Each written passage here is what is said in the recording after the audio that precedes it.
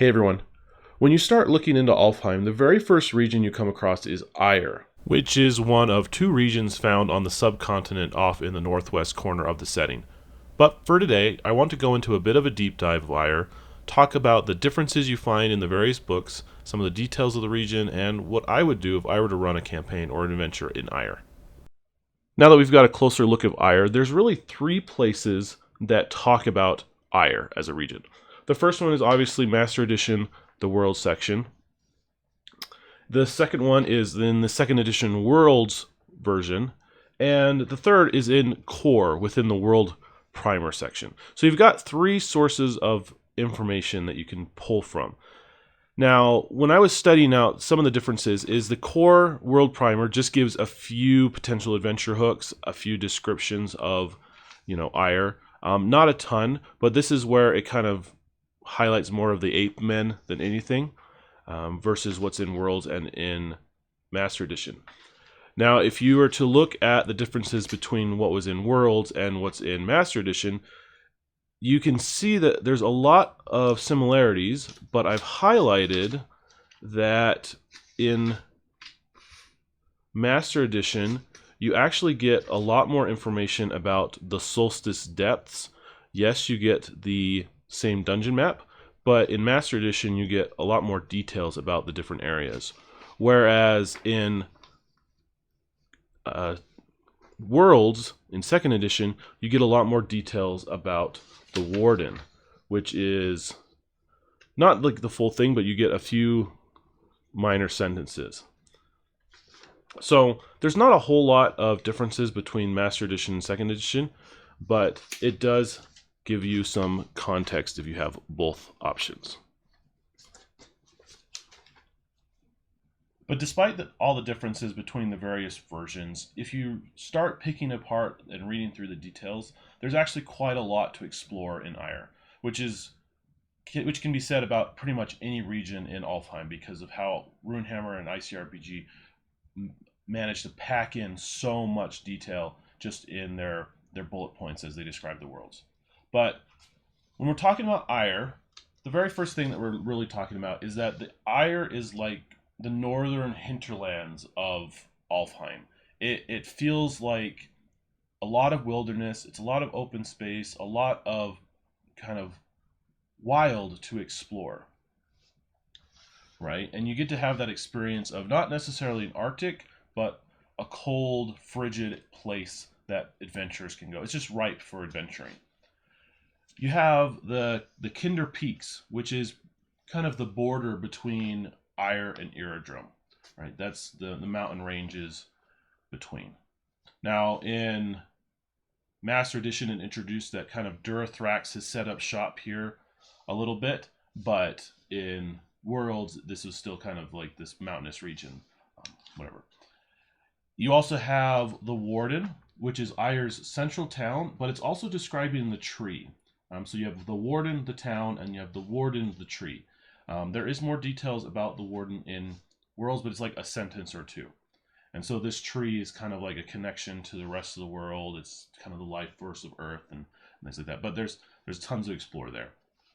You also have Pinehenge, which has this kind of this mystical area, lots of stuff going on, ley lines, portals, druids, whatever you want. You've got this Pinehenge going on in the forest, right? You've also got the Solstice Peaks up here. It's an old dwarven city, but now it's kind of overrun by cold demons. It's a bit of a dungeon. If you look at Solstice Depths, like I said, you get more information in Master Edition than in the Core Second Edition Worlds. But this is a great kind of big dungeon area for a big bad or someone to set up shop if you're playing in Eir. And those are kind of the main locations within Eir. You've got a couple extra towns. This one's is actually specified. I think this one's is Snowport or Port Snow or whatever. But you can pretty much have villages all scattered throughout. And so it's not just desolate. It's just right for you to place villages and cities or whatever you want in the area. Now that's locations. What about factions? So we've got mention of orc tribes. There's several warring tribes, and you've got Swall of White Bluff. Well, White Bluff actually isn't mentioned on the map, so you could kind of decide where it is. Is it up here? Is it over there? Over here? Who knows? But you've got the orc tribes. You've got the Pinehenge Druids who need help, but with what? They hang out around here. What are they doing? What kind of magic are they up to? Who knows? Another big faction is the Primals. They're giants who hate the Ape Men. They're constantly warring with them.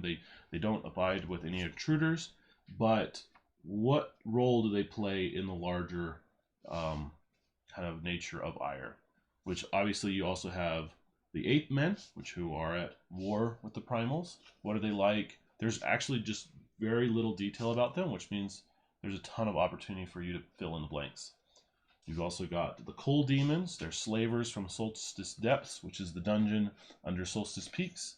What are they doing? What are they preparing for? Okay.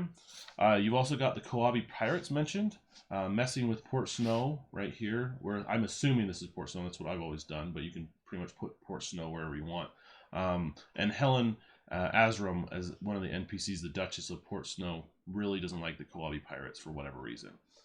Then you've got some chaotic druids who are messing with animals, making them big and mean.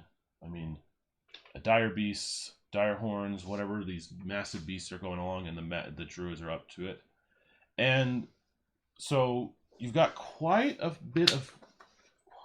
few factions all working within Ire, all within a couple locations, right? And these are the named locations within the book, but really it can be whatever you want. Now the question then becomes, like, what do you do in Ire? Like, what would I do if I were playing in Ire? And for me, kind of the big thing, or the way that I like to think about it, is if you're going to just go off the book, which is already a huge resource. Like, this is the world section of Alfheim, and just what ICRPG does is it just provides so many hooks that you can literally game in these areas using the hooks and the notes just for years. So if you're just going to go with what's in the books, what I would probably end up doing, and what I've done before, is I try to mix and match a few things. So you've got my factions over here, and you've got your locations all set up. Let me just make sure all those can be seen. And so what I end up doing is I just look at the factions that are going on and the locations that we have, and start to make some random kind of connections. So for example, Pinehenge Primals, right? So if I think about the Pinehenge and the Primals, are the Primals trying to get to the Pinehenge for some kind of ritual? Are they using it to defeat the Ape Men? Do they need it as like their source of life? Or you know, they're whatever. So you've got Pinehenge and the Primals. But what happens if I were to switch it to the Ape Men, right? Same thing. Like, what do the Ape Men want with the Pinehenge? Go solve the problem, or go adventure and find out, right? Are they going to use the Pinehenge against the Primals, or the Primals going to use it against the Ape Men? Whatever, right? But then I can also do Warden and the Orc tribes. Okay, are the Orc tribes attacking the Warden, the city, or are they trying to cut down the Warden, the tree?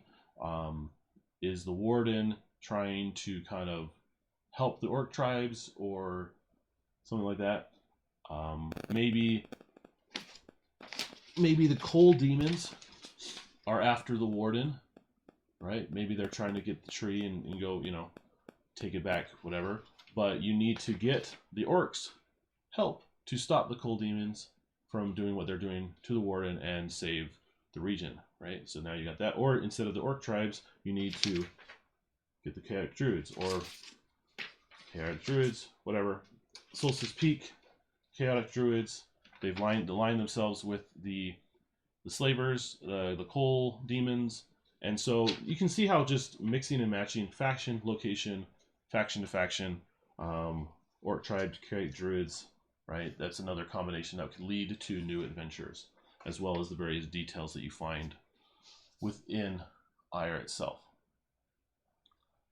But that said, all in all, when it comes to Ire and exploring this region, I would definitely try to highlight the environment itself. It's a frigid hinterlands. It's wilderness exploring. You're exploring the wilds, and so you want to emphasize the environment. The lore and the people of Ire are incredibly interesting. They're really deep, and there's a lot of potential going back and forth and connections between them.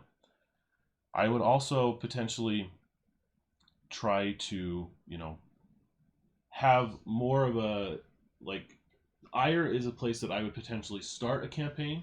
Like, this is a good place for adventurers to go out and explore.